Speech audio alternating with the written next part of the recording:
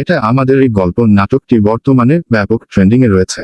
এর 18তম পর্বটি মুক্তির মাত্র 59 মিনিটের মধ্যে 1 মিলিয়ন ভিউ অর্জন করে বাংলা নাটকের ইতিহাসে এক বিরল রেকর্ড তৈরি করেছে। নকল নাকি অনুপ্রেরণা?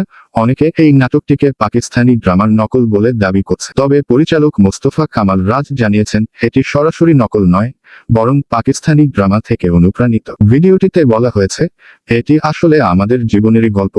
দর্শকদের প্রতিক্রিয়া, মানুষ নাটকের চরিত্র ও গল্পের সাথে নিজেদের জীবনের মিল খুঁজে পাচ্ছে। এতে পারিবারিক বন্ধন, সীমাবদ্ধতা, ভালোবাসা এবং দ্বন্দ্বের বাস্তব চিত্র ফুটে উঠেছে। ইন্ডাস্ট্রিতে প্রভাব, বর্তমানে নাটকের সোনালী অতীত বা ভালো মানের পারিবারিক নাটকের যে অভাব দেখা যাচ্ছিল, এটা আমাদের এই গল্প সেই অভাব পূরণ করছে বলে মনে করা হচ্ছে। এটি পুনরায় দর্শকদের ড্রয়িং রুমে একসাথে বসে নাটক দেখার পরিবেশ ফিরিয়ে আনতে সাহায্য করছে।